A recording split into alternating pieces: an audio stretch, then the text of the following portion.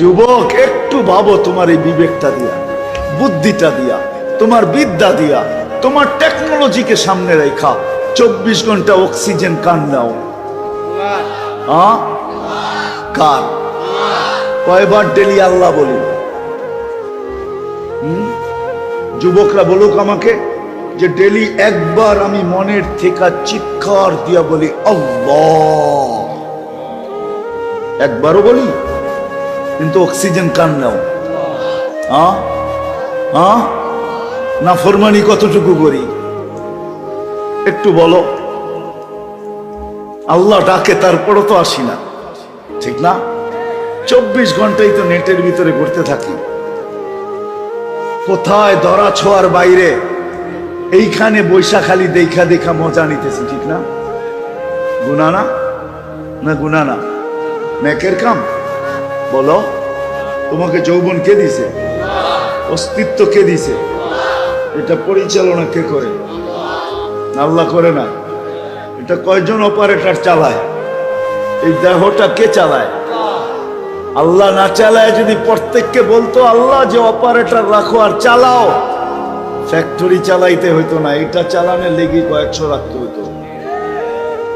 মনে হয় আমি বুঝাইতে পারতেছি না? 2 চোখ 26 কোটি ক্যামেরা দিয়া দেখে। যদি অপারেটর লাগতো তাইলে মনে হয় ক্যামেরা সেট করতেই 26 কোটি লাগতো, যে তুই ক্যামেরা সেট করে রাখিস, আমি যেদিকে দেখবো সব যেন দেখি।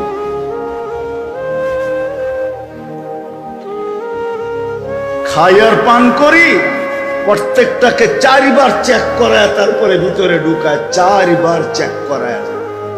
নাক চেক করে ঘেরান ঠিক আছে কিনা, জিহ্বা চেক করে স্বাদ ঠিক আছে কিনা, দাঁত চেকিং করে কোনো পাথর জাতীয় কিছু ভিতরে গেল কিনা, আবার জিহ্বা চেক করে চুলার আঁশ জাতীয় কিছু আমার বন্দার পেটে যায় কিনা।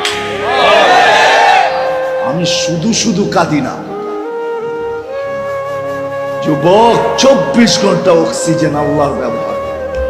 তোমাদের পায়ে হাত দিয়া বলি, নাফরমানির থেকে ফিরে আসো। তোমার যৌবন জান্নাত পাওয়ার জন্য, এই জন্য 5 ওয়াক্ত নামাজ আজকের থেকে ছাড়বো না। ওয়াদা? দিনদারি শিখবো, আসেন শিখি। বস্তু দিয়ে তো ঘর। আমার মনে আছে ডিসেম্বরের 10 তারিখ রাত্রে আমি যেতেছিলাম মালয়েশিয়া। চিটাগাং বাড়ি, এক দুবাই থাকে ছেলে, এয়ারপোর্টে দূরের থেকে আইসা আমার জড়াইয়া দেরা কাঁদতেছিল। কাঁদো কেন? কোথায় থেকে আসছো, কোথায় যাবে? আমি আজকে দুবাই চলে যাব, 2 মাস আগে আসছি। তো বলছে কাঁদো কেন? বলে হুজুর আপনার কথাগুলা সত্য, কথাগুলো সত্য। যাদের জন্য প্রবাস জীবন কাটাই, 2টা মাসের জন্য আসছি, তারপরে একদিন মনের সুখের মতো সুখ দেখি নাই,